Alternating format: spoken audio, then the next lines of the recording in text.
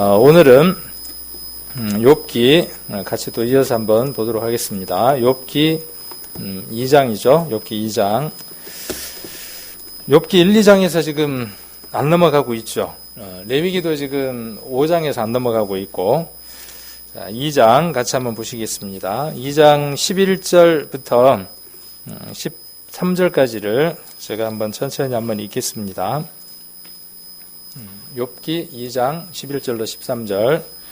자, 때에 욥의 친구 세 사람이 그에게 이 모든 재앙이 임하였다 함을 듣고 각각 자기 처소에서부터 이르렀으니 곧 대만 사람 엘리바스와 수아 사람 빌닷과 나아마 사람 소발이라. 그들이 욥을 조문하고 위로하여 하여 상략하고 오더니 눈을 들어 멀리 보매 그 욥인 줄 알기 어렵게 되었으므로 그들이 일제히 소리질러 울며 각각 자기의 겉옷을 찢고 하늘을 향하여 티끌을 날려 자기 머리에 뿌리고 7일 7야를 그와 함께 땅에 앉았으니 욥의 공고함이 심함을 보는 고로 그에게 한 말도 하는 자가 없었더라. 이렇게 해서 이제 욥기 2장이 마무리가 되네요. 그래서 오늘 이 욥의 세 친구에 관한 내용들을 조금 한번 살펴보는 시간들을 좀 가져보려고 합니다. 이 욥의 친구들이 어디만큼에서 왔는가 감이 좀 잡히나요? 욥은 어디서 살았죠? 욥은 1장에서 배웠는데 너무 오래전에 배워서 잊어버렸나요? 1장에 가면은 욥이 어디에 살았는가를 알 수 있죠. 우스라는 땅에 살았죠. 그런데 세 친구가 지금 그 소문을 들었어요. 소문을 들었는데 이제 대만 사람, 그 다음에 또 어디였죠? 대만, 그 다음에 수아, 나아마 이런 데죠. 우리가 뭐 대전 사람, 부산 사람, 서울 사람 그러면 금방 알 거예요. 광양에 사는 김종근이가 아들도 암이 걸리고 또 그 밑에 딸도 뭔 일이 생기고 또 누구도 죽고 막 이런 일들이 생겼다고 그러면 제가 아는 사람이 부산에도 살고 대전에도 살고 뭐 이 근처에 이렇게 살면은 그냥 안 있겠죠. 요즘은 뭐 밴드도 있고 뭐 트위터도 있고 여러 가지 것들이 있어서 소식들이 금방 올라오잖아요. 그러면은 그 보면 참 재밌는 것 같아요. 친밀도에 따라서 다른 것 같아요. 얼마나 친밀하냐는 거에 따라서 그냥 전화만 할 수도 있고 밴드라든가 이런 데다가 이모티콘만 달 수도 있고 아니면은 이제 그 봉투와 함께 또 몸이 오는 사람도 있고 뭐 여러 부류의 사람들이 있을 수 있죠. 그 친밀도에 따라서 다른 것 같아요. 그리고 거리가 얼만큼 뭔가 하는 것도 그 사람의 그 친밀도를 보는 어떤 기준들이 되는 것 같아요. 그래서 우리 뭐 결혼이 있거나 또 소상이 있거나 애경사가 있을 때마다 보면은 그 입구에 이렇게 막 꽃들이 이렇게 쫙 그 조화라든지 이런 것들이 있으면서 거기 이름들이 이렇게 이제 적혀지고 하는 것은 내가 이만큼 이런 관계들 속에서 넓은 그 인맥 속에서 내가 살아갑니다 하는 것들을 드러내놓는 것이기도 하고 또 뭐 꼭 드러내놓는 것이 아니더라도 그 사람의 평상시에 그 삶이 얼마나 많은 사람들에게 이렇게 베풀고 나누고 돕고 살았는가 하는 것들을 그 사람 집에 좋은 일과 좋지 않는 일들이 있을 때 특히 좋지 않는 일이 있을 때 그 사람에게 어떻게 하는가를 보면 그가 어떻게 살았는가도 우리가 알아볼 수 있죠. 일단 욥기를 이제 계속 읽고 계시니까 뒤에 욥기를 읽어보면 욥이 어떤 삶을 살았는가를 뒤에 읽어보면 잘 나옵니다. 욥의 스스로의 그 간증을 통해서 자기의 그 고백을 통해서 욥이 어떠한 삶을 살았는가를 너무나 잘 알 수 있습니다. 그의 삶이 베푸는 삶이었고 많은 사람을 돕는 삶이었던 것들을 우리가 살펴볼 수 있습니다. 이제 뒤에 나오는 것들이고 어찌됐든 이 재앙이 임했다는 소식을 들었어요. 그래서 각각 자기 처소에부터 이 소식을 들은 거죠. 근데 특별히 이제 여기 세 사람을 나열을 합니다. 그래서 한번 제가 찾아봤어요. 여기저기 한번 워낙 그 몇백 년, 몇천 년이 지난 이야기니까 이 지명이나 이런 것들이 명확하지는 않지만은 그냥 개략적인 그리고 그냥 보편적인 것 속에서 한번 그 어디에 살았고 이 사람들이 어디에서 왔는가를 한번 찾아봤어요. 그럴 때 좀 더 성경이 이렇게 좀 입체적으로 또 와닿을 수 있을 것 같아 싶어서 한번 찾아봤습니다. 그래서 이 우스 땅은 에돔 땅 근처다 이렇게 알려져 있습니다. 그래서 명확한 건 아니고요. 그냥 개략적으로 그렇게 지금 알고 있는데, 그러면 욥이 살았던 장소는 어디 정도라고 한번 생각을 해볼 수 있냐면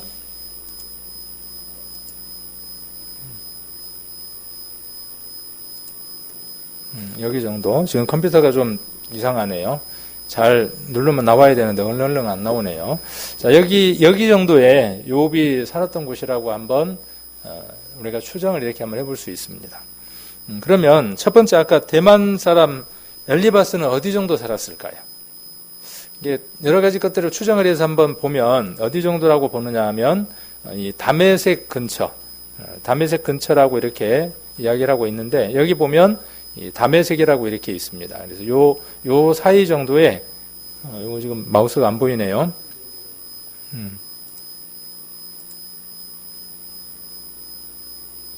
아까 컴퓨터가 바이러스가 걸렸다고 체크하라고 하더니 뭔가 좀 문제가 있나 봐요. 일단은 하여튼 이렇게 우선 해야 되겠네요. 여기 정도에 있었을 것이라고 봅니다. 그래서 여기가 대만 사람 엘리바스가 살았던 곳이죠. 거리가 가깝나요? 그죠? 뭐 한 22cm밖에 안 되는 거리죠. 그런데 지금처럼 뭐 교통이 좋은 것도 아니고 아마 낙타나 뭐 말이나 이런 것들을 타고 움직이지 않았을까? 뭐 이런 생각들을 한번 또 우리가 해볼 수 있겠죠. 자, 그다음 수아 사람 빌닷이라고 하는 사람은 거리가 훨씬 더 멀어요. 그래서 길그미스라고 하는 지역이라고 이렇게 추정을 하는데, 그 지역이 지금 아까 여기 보시면 여기가 길그미스라고 이렇게 돼 있죠. 요 지역의 남쪽 어디 정도로 이렇게 수아라고 하는 곳을 추정을 합니다. 그래서 빌닷이 살았던 곳입니다. 자, 그 다음 나아마 사람. 그러니까 이 어떤 사람 할 때 그 앞에는 뭐냐면 진명이에요, 진명. 그 사람이 살았던 진명. 우리 지난번에 여장년회 때에 구레네 사람 시몬 이렇게 이야기를 했거든요. 왜냐하면 시몬이라고 하는 그 이름이 동일 이름이 여러 사람이니까 그 사람을 구분하기 위해서 진명을 이렇게 씁니다. 자, 그래서 여기 나아마라고 하는 사람은 한 여기 정도라고 이렇게 이야기를 하고 있습니다. 그래서 이라크 정도라고 이렇게 알려져 있는 견해를 갖고 있습니다. 자, 이 사람들이 이제 어떻게 왔을 것 같아요? 서로 아까 어떻게 했다고 돼 있죠? 여기 욥을 조문하고 뭐 하려고요? 위로하려고 상략이라 그랬죠. 상략. 우리 조문 가는 거하고 좀 비슷하죠. 우리 조문 갈 때 보면은 예를 들어서 서울에 우리가 잘 아는 분이 그 가족 중에 누가 하나님 분으로 먼저 갔다. 그러면은 우리가 어떻게 합니까? 우리가 사는 곳을 쭉 둘러서 중간중간 중각지를 만나가지고 그 한 차로 이렇게 이동을 하죠. 네, 그런 것처럼 아마 이동을 했을 것 같아요. 그래서 수아 사람 빌닷이 나아마 사람 소밧을 만나가지고 또 그 둘이 엘리바스를 만나서 셋이서 함께 이렇게 누구를 찾아왔냐 하면은 욥을 찾아왔을 겁니다. 찾아와서 보니까 어떤 상황인가요? 지금 보니까 찾아와서 보니까 입을 열어서 말할 수 있는 상황이 못 되는 거죠. 그 상황이 얼마나 처해져 있는 형편이 어려우면 눈을 들어 멀리 보면 12절에 보면 욥인 줄 알기 어렵게 되었어요. 그러니까 예전에 그 욥의 모습이 얼마나 멋있고 아마 비싼 옷 또 괜찮은 모습 이런 모습들로 해 가지고 다녔는데 무슨 꼴이 되어 있는 겁니까? 차마 보기 어려운 그 꼴이 되어져 있는 겁니다. 그래서 일제히 소리질러 울었다 그랬어요. 이 세 친구에 대해서 결론적으로는 이 세 친구에 대해서 우리는 어떻게 이야기하느냐 하면 온전한 도움을 주지 못한 친구로 결론적으로 우리가 이렇게 이야기하기도 합니다. 그러나 우리가 이 대목만 놓고 한번 본다 그러면 이 대목만 우리가 뒤에 넘어가서 세 친구들이 욥에게 어떠한 충고와 어떠한 권면과 어떠한 변론을 했는가에 대한 것들은 그 뒤에 한번 살펴보는 것으로 하고, 이 대목만 놓고 한번 보자는 거죠. 이 대목만 놓고 보았을 때에 욥에게 있어서 이 세 사람, 엘리바스와 빌닷과 그 다음에 소발이라고 하는 이 세 사람의 욥하고의 그 친밀도가 얼만큼이었는가 하는 것들을 우리가 한번 살펴볼 수 있다는 거죠.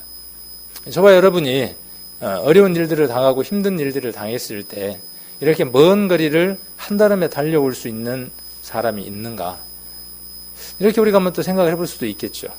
또 반대로 내게 한 친구가 어떠한 일들이 있을 때 나는 모든 일들을 접어두고, 아마 모든 일들을 다 접어뒀을 겁니다. 저 세 사람이 모든 일들을 접어두고 그 먼 거리를 이동을 했을 겁니다. 그리고 그 힘들고 역경에 처해 있는 욥을 만났을 때 공감할 수 있고 함께 그 아픔을 나눌 수 있는 그 마음, 이 마음은 참 보기 좋은 마음이다라는 생각을 한번 해보게 됩니다. 뒤에 이제 그들이 욥을 만났을 때 했던 내용들은 이제 나중에 한번 본다 그랬습니다. 자, 그래서 일제히 소리질러 울며 각각 자기의 겉옷을 찢고 하늘을 향하여 티끌을 날려 자기 머리에 뿌리고, 이런 내용들을 우리가 성경을 보면 많이 볼 수 있죠. 하나님 앞에 회개하거나 자기의 삶들을 돌아볼 때 이런 모습들을 하는 것들을 많이 봅니다. 자기 마음 가운데에 있는 그것들을 밖으로 표현하는 그 유대교적인 히브리적인 그런 모습들을 잘 보여주고 있습니다. 그래서 마음에 있는 것을 겉으로 이렇게 드러내는 거죠. 7일 7야를 그랬어요. 7일 7야를.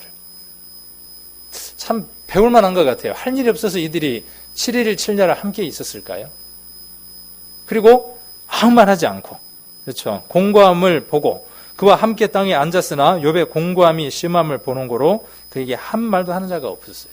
7일 7야를 그냥 땅바닥에 같이 앉아 있는 겁니다. 이 모습을 한번 머릿속에 한번 그려보세요.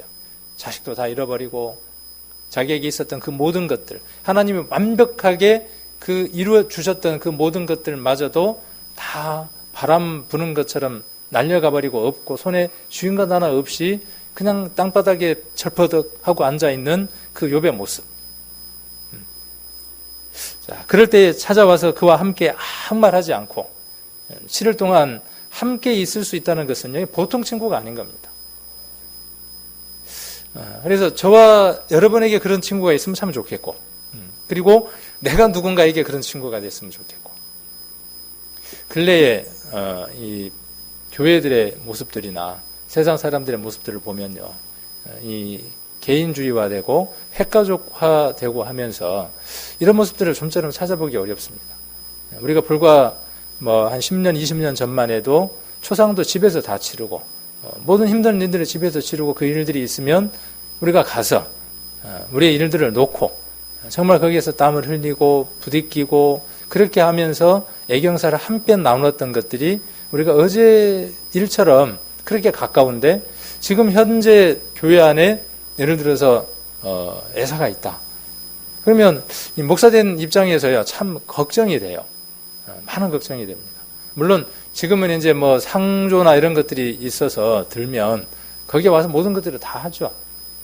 그래서 그 반찬 차려 놓는 것부터 시작해서 그 조문하는 조문객들에 대한 모든 것들을 다 해냅니다. 그리고 이제 성도들은 가서 간단하게 예배만 드리고 돌아오는 그런 시간들을 갖습니다.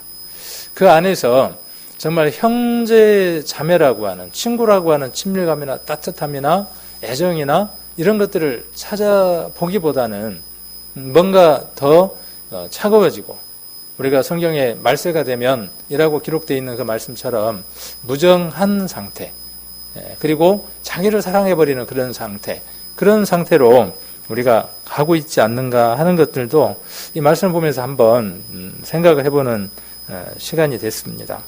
우리가 누군가가 힘들고 괴롭고 아플 때 그 얘기를 다 할 수 없어서 넋을 잃고 앉아 있을 때 그곳에 가서 조용히 손을 잡아주고 또 어깨를 토닥여주고 그 어깨에 손을 얹어주고 조용히 그와 함께 있어줄 수 있는 그 마음과 그런 시간들이 우리에게 있다면 분명 그 마음은 하나님 앞으로 돌아올 수 있는 귀한 계기들이 될 것이고 하나님께 은혜를 돌릴 수 있는 그런 시간들이 분명히 될 겁니다. 우리가 바쁘고 또 그 개인주의화 되고 또 누군가가 그 일들을 그렇게 해서 맡겨져서 다 한다고 할지라도 앞으로 우리 교회 안에 우리 어르신들이 많이 계시죠. 또 저는 그 지난번에 누구하고 이렇게 교절하면서 그런 얘기를 한 적이 있어요. 새벽에 전화가 오면 가슴이 철렁 내려앉아요. 가슴이 철렁 내려앉을 일도 아니죠. 믿음의 얘기로 이야기한다면 가슴이 철렁 내려앉은 일이 아니라 오늘 어떤 분이 하나님 앞에 불려가셨구나. 참 고생 다 끝나고 잘하셨구나. 이렇게 해야 될 텐데 가슴이 철렁 내려앉는 건 어쩔 수 없는 것이죠. 전화가 오거나 그러면 놀랍니다. 우리 교회 안에 이제 이런 일들이 있겠죠. 앞으로 우리가 원하든 원치 않든 특히 이제 경사는 정해놓은 일이지만 예사는 정해놓고 오는 일이 아니잖아요. 우리가 그럴 때 이 새 친구 같은 이런 그 친밀한 마음, 이런 마음들이 우리들에게 있어야 되지 않을까 하는 생각들이 들어서 오늘 그런 말씀들로 좀 이어서 말씀을 상고해 보려고 준비를 한번 해봤습니다. 자, 욥의 세 친구들이 욥에게 찾아왔어요. 와서 그 세 친구들이 욥에게 보여준 것은요, 충분히 무엇을 보여줬느냐 하면 인간적으로 얼마나 그 세 친구가 욥에게 친밀한가 하는 것을 이 짧은 성경 구절 안에서 충분히 표현해주고 있다는 거죠. 그래서 아까 지도를 보고 그들이 얼마나 먼 거리에서 왔는가를 이야기해드리는 겁니다. 그리고 그에게 가기 위해서 서로 긴밀하게 연락을 하고 한 날을 받아서 그 셋이 함께 올 수 있었다는 것은 어쩌면 이 넷이 뛸래야 뛸 수 없는 아주 친밀한 사람이었고 그러한 관계들 속에서 그 먼 거리를 찾아와서 고난에 함께 동참해 주었다는 것은요, 너무나 아름답고 귀한 모습이라는 것이죠. 그런데 그리스도인들은 변론으로 어떤 도식적이고 인과응보, 죄를 지었으니까 무슨 일이 있겠지? 우리는 어떤 좋지 않는 일들이 생겨요. 우리들 환경들 속에서. 그럴 때 우리는 꼭 무엇에다가 등식을 성립을 시키느냐 하면 징계받았구만. 그건 누가 할 얘기냐 하면 본인이 할 얘기예요. 그 애사든지 힘든 일들을 겪고 있는 그분의 입에서 이것이 징계입니다라고 하는 말은 그분 입에서 나왔을 때에 아름답습니다. 그러나 제3자가 그 얘기를 징계입니다라고 말하는 것은 지혜가 아니라는 것이죠. 일단은 무엇이 필요하냐 하면 그와 함께 고통과 고난을 동참하고 함께 그 고난에 마음을 나누는 것이 우선이라는 것이죠. 그래서 그런 인과응보의 윤리를 가지고 고난당하는 자를 죄인으로 정죄해서 고통을 가중시키는 것보다는 하나님을 믿는 순전한 신앙으로 위로하고 고통에서 하나님을 우리가 지난번에 배웠던 것처럼 입으로 무엇하지 않도록요? 범죄치 않도록. 우리 앞에 배웠죠? 10절에서 배웠죠? 욥이 입술로 범죄치 않았다 그랬죠. 우리가 고난당하거나 힘든 일들을 당할 때 또는 아주 좋은 일들, 축하해 줄 만한 일들이 있을 때에 우리가 그런 성도들을 찾아가서 해주고 교제해주고 마음을 나눠야 할 것들 가운데에 핵심이 무엇이냐 하면 바로 이것이라는 것이죠. 그 고통 가운데에서도 원망치 않고 하나님께 이 뜻의 결말이 무엇입니까? 라고 물을 수 있는 사람. 좋은 일이 있고 모든 일들이 다 잘 이루어질 때에도 욥처럼 혹시 범죄함이 있을까 봐서 하나님 앞에 번제를 드릴 수 있는 사람. 이런 사람이 되어질 수 있도록 우리는 축하해야 하고 그 다음에 애사의 마음을 함께 나눠야 옳은 것이라는 거죠. 로마서를 한번 보겠습니다. 로마서 12장입니다.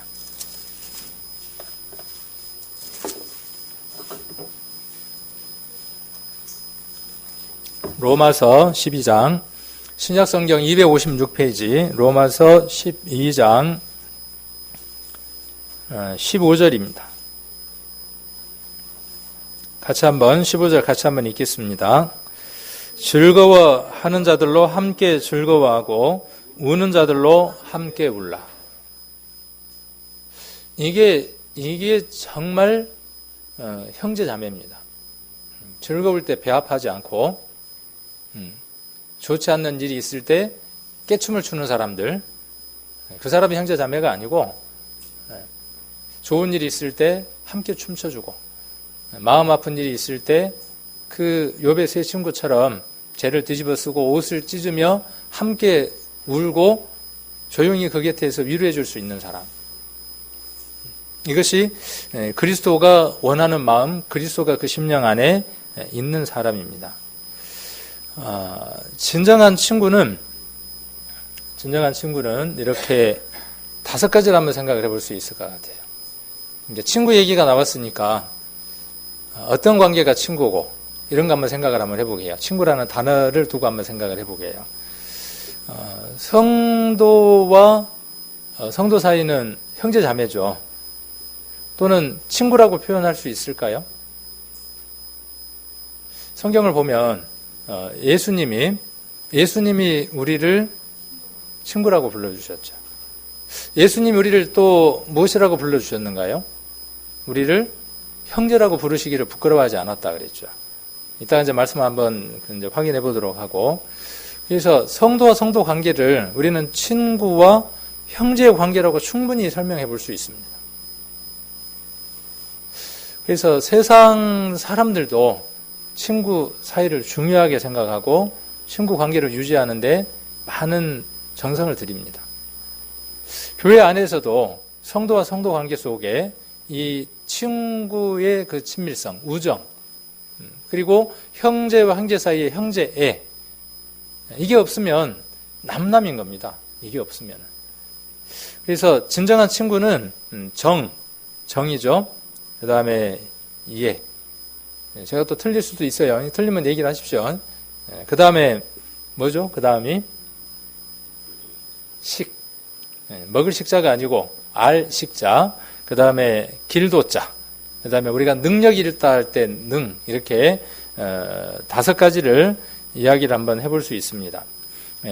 친구 사이에는요, 무엇이 있어야 되느냐 하면 아까 그 세 친구처럼 정이 있어야 돼요. 정이 없으면 친구가 아닙니다. 형제 자매도 아니에요. 그러니까 무정한 사람하고는 친구로 사귀지 마라, 그런 말이 있을 정도로. 그래서 인간미가 있어야 되고 그 속에 눈물이 있어야 되고 사랑이 함께 있어야죠. 정이 있어야 돼요. 정이 없으면 안 되죠. 그래서 친구 사이에 정이 반드시 필요하고, 그 다음 무엇이 있어야 되느냐 하면 바른 예절이 있어야 합니다. 넘어서는 안 되는 선을 지켜야 합니다. 친구 사이에는 반드시 지켜야 할 그 선이 있습니다. 형제 자매에게도 무엇이 있느냐 하면 친할수록 어떻게 해야 되느냐 하면 그 선을 지켜야 합니다. 그것을 넘을 때 그걸 무엇이라고 이야기하냐 하면 무례함이라 그럽니다. 넘어야 될 그 선을 넘을 때 그것은 무례함이라고 이야기를 하죠. 그래서 가까운 사이일수록 더 예절을 지켜야 돼요. 부부 사이는요. 부부 사이도 예절이 없어도 될 것 같잖아요. 그런데 있어야 돼요. 있어야 돼요. 남편은 시원하게 이불 속에서 방구를 뿡 하고 끼는데 아내가 똑같이 방구를 뿡 하고 끼었단 말이에요. 근데 둘 다 잘못한 거죠. 그죠? 둘 다 그 잘못한 거 아니에요? 잘한 거예요? 그래도 그런 거 좀 지키면 좋지 않을까 싶은데, 약간 그 신비주의, 뭐 이런 건 아니더라도.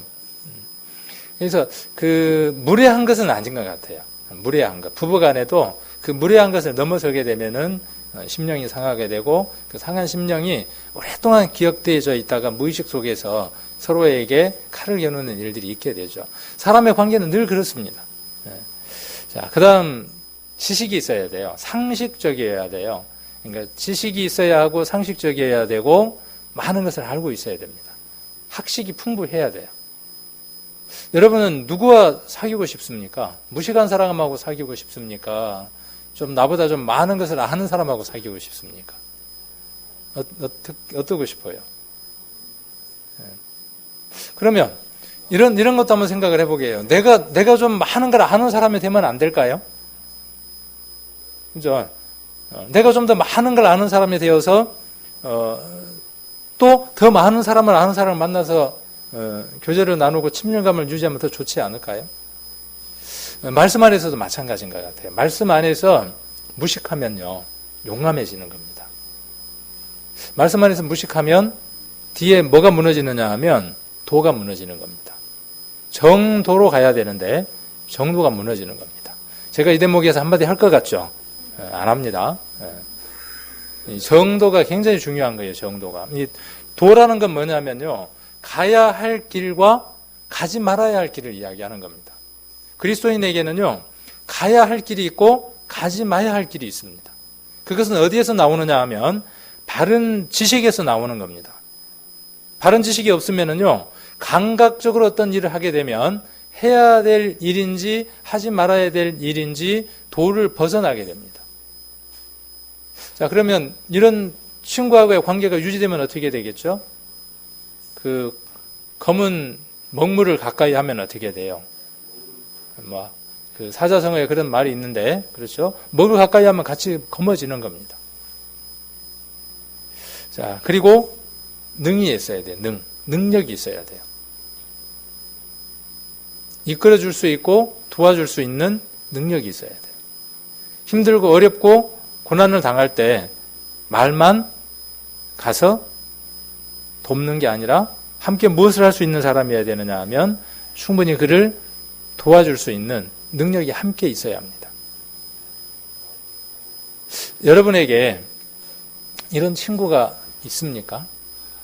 이런 정과 예와 식과 도와 능을 갖춘 그런 친구가 여러분 주변에 있습니까?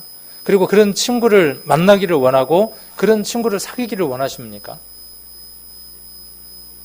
우리 어머니가 늘 그러시더라고요. 어렸을 때 친구를 잘 사귀어야 된다. 친구를 잘 사귀어야 된다.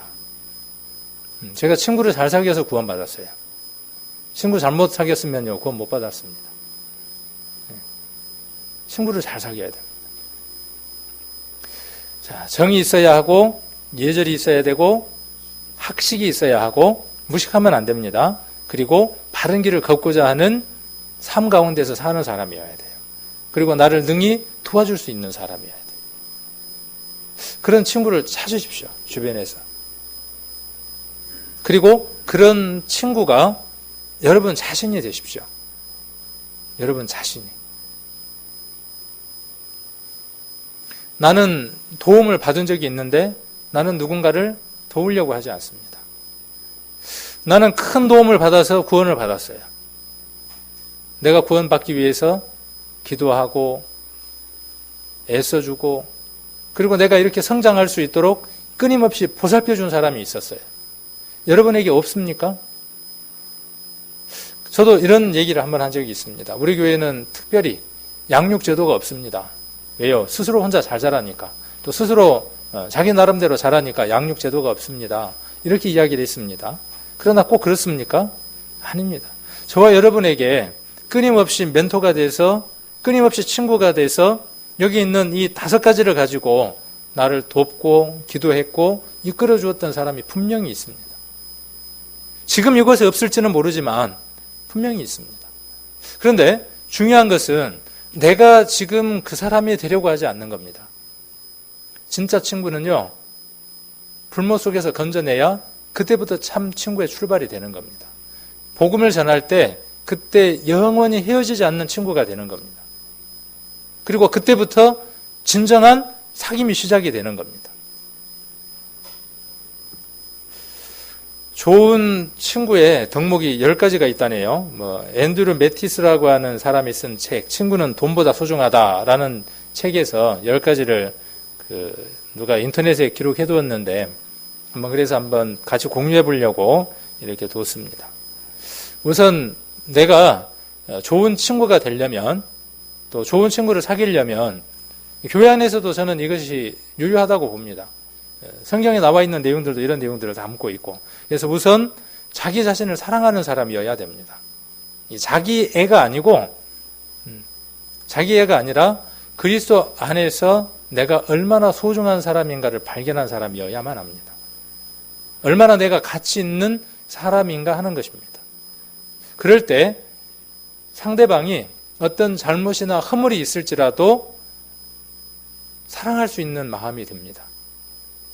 내가 나를 자기애로서 사랑하는 게 아니라 그냥 무조건적으로 사랑하는 게 아니라 나도 여전히 범죄할 수밖에 없고 나도 부족한 자지만 하나님께서 오늘도 나를 허물지 아니하시고 그 십자가의 보혈로 나를 정결하게 인정해 주신다는 그 믿음 속에서 나를 바라볼 때 나는 여전히 가치 있는 사람이죠.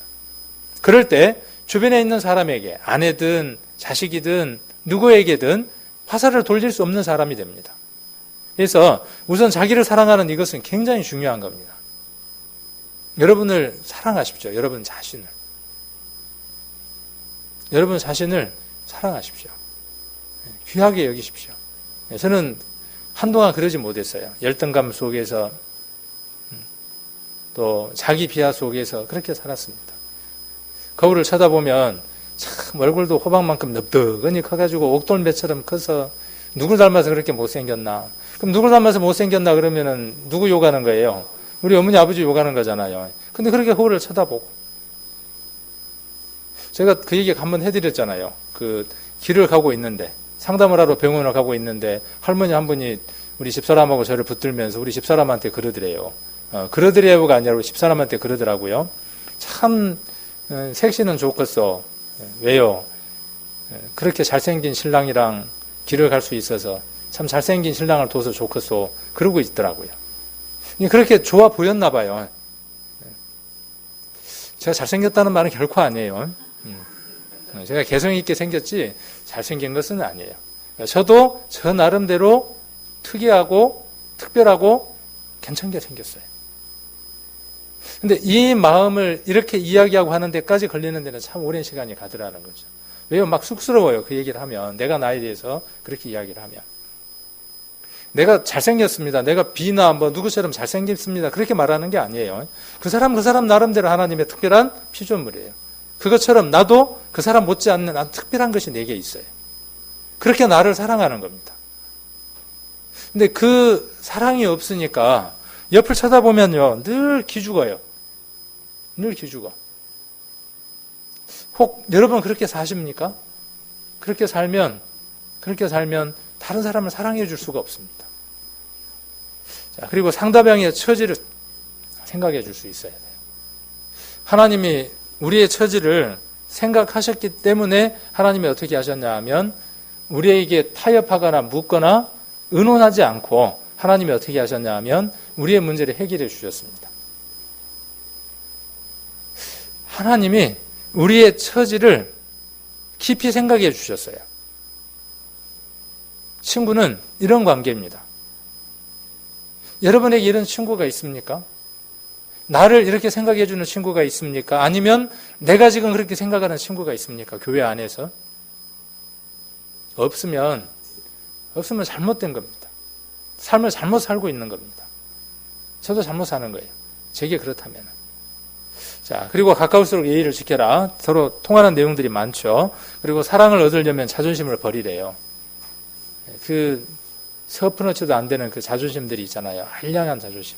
특히 부부 사이에 보면은 이미 뭐 보일 대로 다 보여버렸고 아까 이야기한 대로 이불 속에서 뭐 방구도 트고 지내는 사이인데 그 뭔 놈의 자존심들은 그렇게 세우고 사는지 모르겠어요. 내가 남편인데 그러면서 자존심 세우고.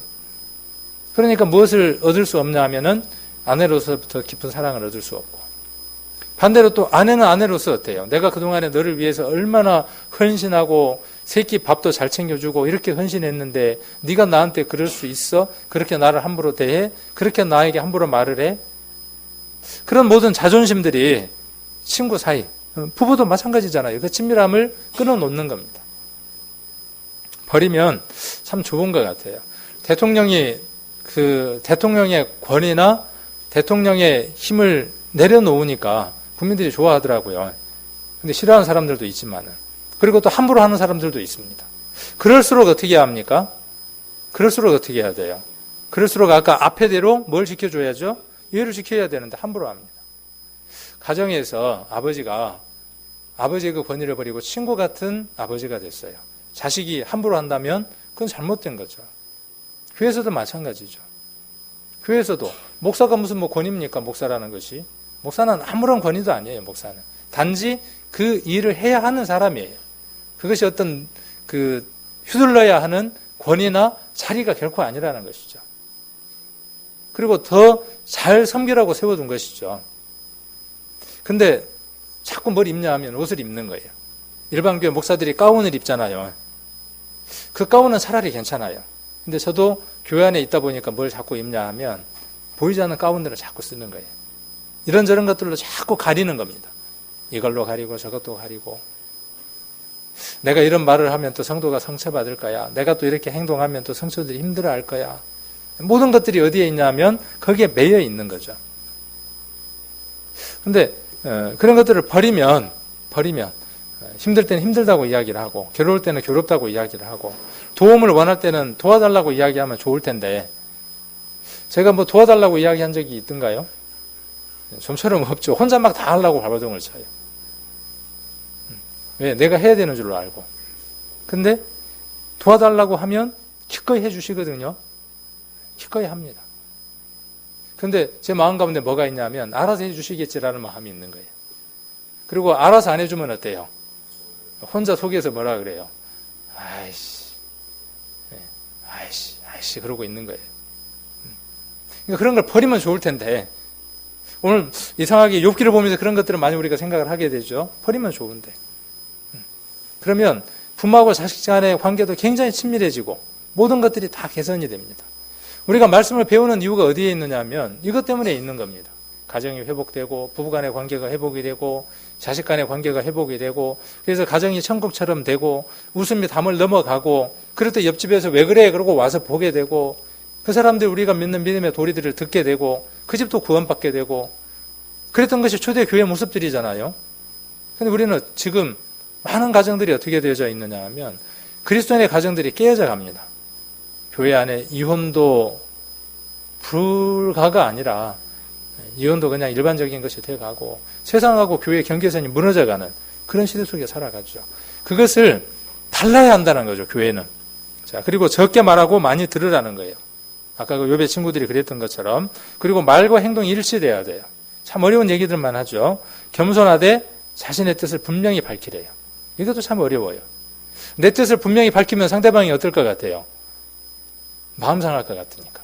특히 그 직을 갖고 있는 사람은 더 어려워요. 내가 이렇게 말하면 상대방이 상처받지 않을까. 내가 못한다고 말할 때, 힘들다고 말할 때 상대방이 상처받지 않을까. 그러나 이것을 잘 표현하는 것도 중요할 것 같습니다. 그리고 완벽한 사람이 아니라 솔직한 사람이 되고 상대의 단점을 먼저 칭찬하고 그 다음에 장점을 지적하래요. 아무도 반응이 없으시네. 제가 잘못 읽었는데 자, 상대의 장점을 먼저 이야기를 하고요. 우리가 대화의 방식이 그런 것 같아요. 내가 이렇게 오랫동안 이렇게 살아왔는데 당신에게는 또 친구야. 우리 친구는 이런 것들이 변함이 없는 것 같아. 늘 변함이 없어. 그런데 그러면 준비할까요? 안 할까요? 그런데 그러면 준비를 하죠. 예, 그럴 때 너무 막 그 충격 있게 이렇게 이야기하기보다는 약간 찔끔찔끔 또 이렇게 이야기를 하면 처음에는 조금 충격이지만 듣게 되죠. 그리고 그것이 고쳐지게 되죠. 그래서 잠언에 기록되어 있는 것처럼 철을 날카롭게 하는 것처럼 그 친구가 얼굴을 빛나게 한다고 이렇게 기록되어 있죠. 잠언에 보면은. 그래서 당신은 원하지 않는 사람과 억지로 사귀려고 애쓰지 마라 그랬는데 이건 또 아닌 것 같아요. 친구가 안 되려고 하더라도 어떻게 해야 되느냐 하면 가까이 할 수 있도록 해야 되는데. 자, 그래서 친구를 한번 우리가 찾아보겠습니다. 요한복음 15장 한번 찾아보겠습니다. 요한복음 15장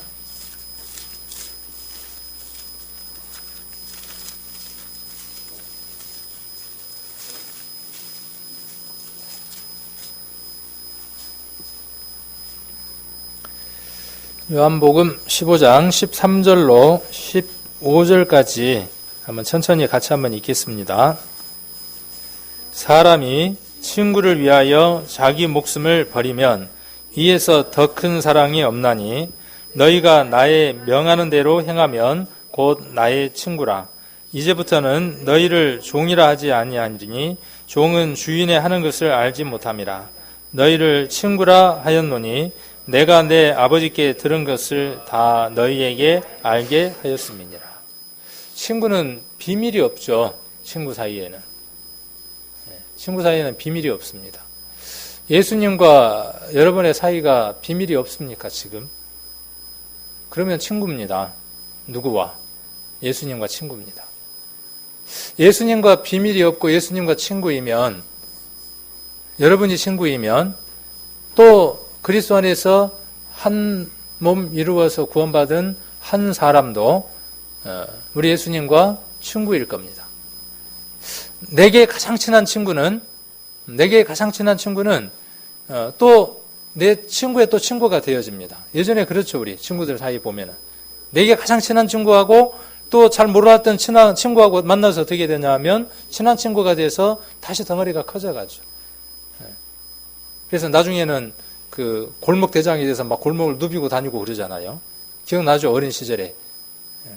그런 것처럼 교회도 그것과 같은 이치라고 한번 생각을 해볼 수 있죠. 우리 주님이 우리에게 친구가 되어주시고 그 예수님을 친구로 하는 사람들이 모여서 서로의 친구들이 되어지는 겁니다. 비밀이 없는. 자, 그러면 누가 친구냐 하면 여기 보면 14절에 나의 명하는 대로 행하는 그 사람이 누구냐 하면 친구예요. 예수님이 말씀해 주시는 대로 살아가는 사람. 그 사람이 친구입니다. 적어도 우리는 예수님이 말씀해 주시는 대로 명하신 대로 살아가려고 애쓰는 사람들이죠. 그래서 몸이 힘들고 괴롭지만 이 예배 시간에 함께 동참하려고 그 명하는 대로 애쓰는 사람들, 말씀을 읽으려고 애쓰는 사람들, 복음을 전하려고 애쓰는 사람들, 또 성도 간에 화목할 수 있도록 애쓰는 사람들. 소금을 두고 화목하라. 그 말은 무슨 말씀이냐 하면 무엇이 전제가 된 거죠? 성전에 예물을 드리러 가다가, 하나님께 예물을 드리러 가다가 형제하고 불화한 것이 생각이 나거든. 예물을 거기다 두고 형제를 찾아가서 어떻게 하고? 화해하고. 그렇게 기록되어 있죠. 그 얘기는 불화한 일이 있을 수 있다는 것이 전제가 되어져 있는 것이죠. 그런데 무엇으로 화목할 수 있다는 거예요? 우리가 화목할 수 있는 것은요, 무엇으로 화목할 수 있느냐 하면 예수 그리스도의 보혈 외에는 화목할 수 없습니다. 그 어떤 것으로는요, 우리가 하나가 되어질 수 없습니다. 잠시 하나가 되어질 수는 있지만 주님 오시는 그날까지, 주님 오셔서까지 하나가 될 수는 없습니다. 그래서 우리가 정말 예수님하고 친구인가 한번 생각을 해보는 거예요. 그 다음에 하나님하고 친구가 될 수 있을까요? 우리가 감히 하나님을 두고 하나님 저하고 친구지요? 오늘 예수님하고 친구인데 그러면 하나님하고도 친구지요? 우리가 그렇게 말할 수는 없어요. 그건 정말 무례한 거죠. 그러나 하나님이 우리를 두고 뭐라고 말씀하시느냐 하면 벗이라고 이야기하신다고요. 예사야서 41장에 보시면 야곱, 이스라엘을 부르십니다. 지명하여 불렀다고 말씀하셨어요. 그러면서 뭐라고 말씀하시느냐 하면 나의 벗 아브라함의 자손이다 이렇게 명합니다. 야고보서를 한번 보겠습니다. 야고보서 2장입니다. 히브리서 뒤에 야고보서죠. 2장 23절. 2장 23절. 자, 22절부터 한번 보겠습니다. 22절부터 24절까지 한번 보겠습니다. 야고보서 2장 22절, 23절, 24절. 내가 보거니와 믿음이 그의 행함과 함께 일하고 행함으로 믿음이 온전케 되었느니라. 이에 경에 이른 바 아브라함이 하나님을 믿으니 이것을 의로 여기셨다는 말씀이 응하였고 그는 하나님의 벗이라 칭함을 받았으니 이로 보건대 사람이 행함으로 의롭다 하심을 받고 믿음으로만 아니니라. 우리는 꼭 극단적인 것들을 원하죠. 그래서 그러면 믿음에는 전혀 믿음에는 전혀 행함이나 자기 의지가 포함되지 않는다. 이렇게 우리가 정의를 세웁니다. 그러나 믿음이라는 말 안에 이미 무엇이 포함되어져 있느냐 하면 행함이라고 하는 것이 이미 들어가 있습니다. 그리고 행함이라고 하는 것은요, 믿지 않는데 행할 수 없습니다. 믿는 마음이 있기 때문에 행할 수 있는 겁니다. 이 둘은 불가분의 관계예요. 뛸래야 뛸 수 없는 관계예요. 저기 앞면이 있습니다. 뒷면이 있어요. 뒷꼭지가 있어요. 이 둘은 뛸래야 뛸 수 없는 관계예요. 앞과 뒤는. 그리고 어느 게 더 중요하다고 말할 수 없어요. 앞, 뒤, 앞이 많이 보이니까 앞이 중요하다? 그렇게 말할 수는 없어요. 둘 다 뛸래야 뛸 수 없는 관계 속에 있습니다. 자, 그래서 여기 보니까 23절에 아브라함이 하나님을 믿으니 이것을 의로 여기셨다 그랬어요. 그리고 그는 하나님의 벗이라 칭함을 받았어요. 우리가 하나님을 믿는 것 있잖아요. 하나님이 우리에게 믿을 만한 증거를 우리에게 주셨어요. 세상 모든 사람에게 믿을 만한 증거를 이미 주셨습니다. 말씀을 주셨고 십자가로서 그 모든 증거를 주셨어요. 그런데 믿는 사람들이 얼마나 될까요? 하나님 마음은 어떨까요? 타버리는 마음이죠. 수덩이 같은 마음이죠. 오히려 우리가 그 말씀을 믿고 하나님 앞으로 갈 때 우리보다 누가 더 기뻐하시느냐 하면 하나님이 훨씬 더 기뻐하시는 거죠. 아, 비로소 네가 내 마음을 알았냐? 이제서야? 그리고 뭐라고 부르는데 주저하지 않는다고요? 네가 내 벗이다.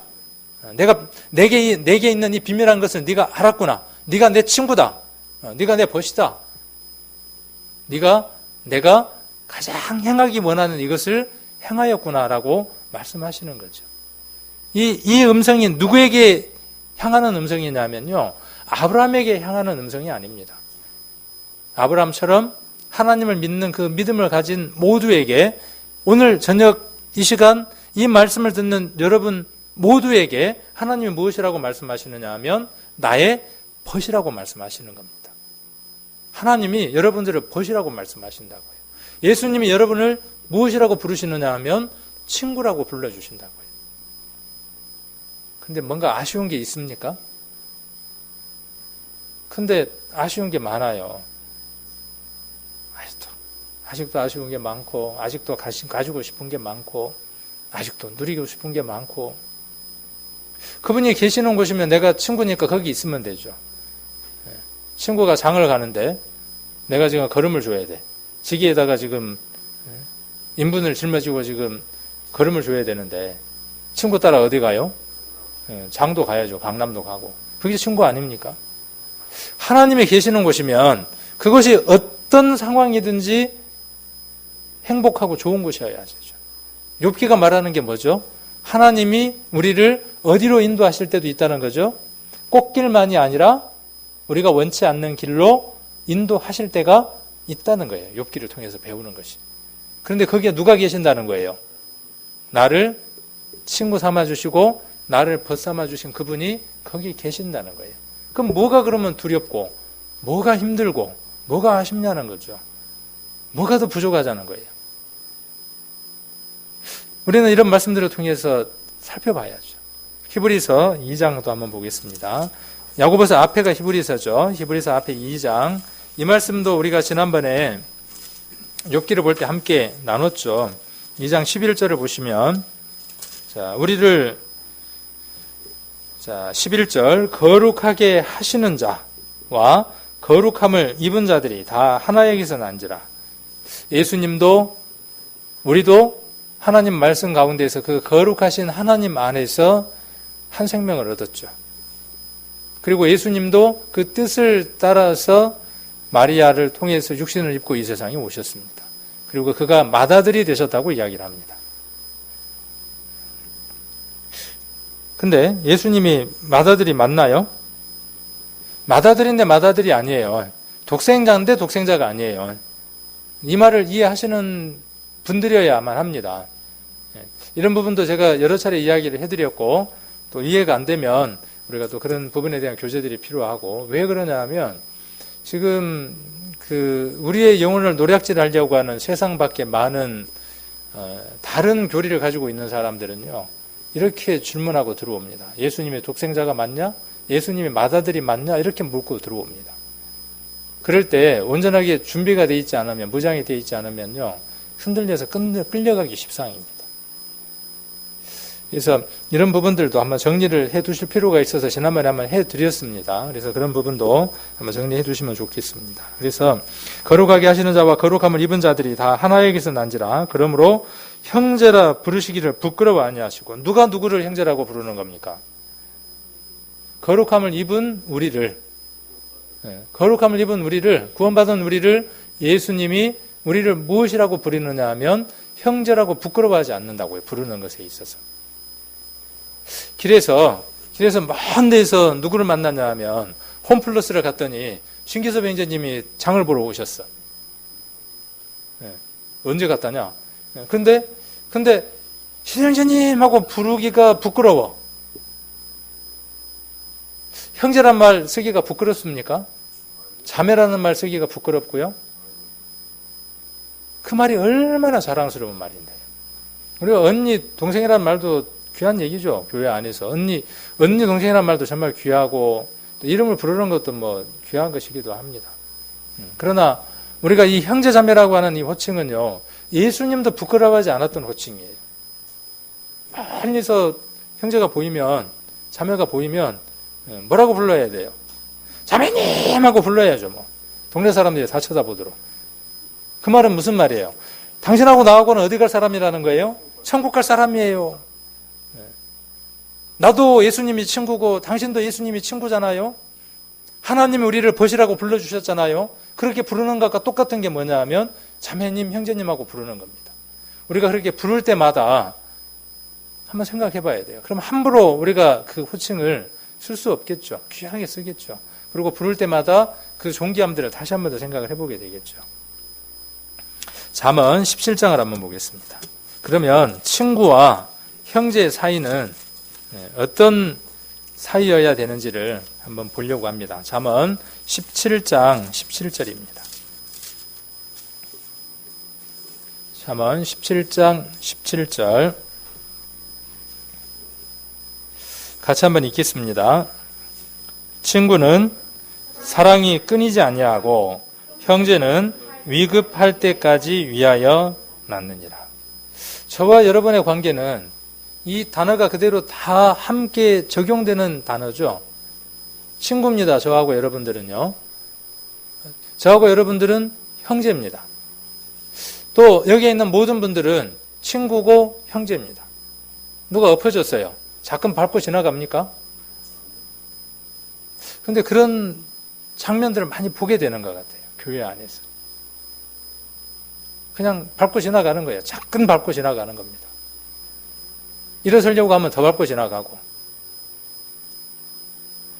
또 서서 뭐 한번 해보려고 하면 뺏어버리고. 이건 아닌 것 같아요. 이건 친구나 형제의 관계가 아닌 것 같아요. 그래서 여기 현대인 성경에는 이렇게 기록을 해뒀더라고요. 이렇게 변함없이 사랑하는 것이 친구고, 똑같은 말인데 조금 의미가 좀 다르게 들어오죠. 변함없이 사랑하는 것이 친구래요. 그리고 위급할 때 서로 돕는 것이 형제래요. 우리 교회는 어쩌면 아주 중요한 시점에 있다고 저는 봅니다. 많은 교회들은 서로 돕고 또 도울 수 있는 그런 관계들 속에 있습니다. 우리는 어떤 형편인지는 모르지만 또 그런 것이 어려운 형편 가운데 있습니다. 그러면 우리라도 똘똘 뭉쳐서 한 덩어리가 되어야 될 텐데 자꾸 다른 데를 보는 거예요. 다른 데를. 뒷집도 한번 쳐다보고 앞집도 쳐다보고 윗집도 한번 쳐다보고. 그 집들은 참 잘 살아가는 것 같은데. 지금 우리가 보이고 드러내야 하는 것은요. 오늘 욥기에서 세 친구들이 이름 기억하십니까? 이름 기억 못해도 상관이 없죠.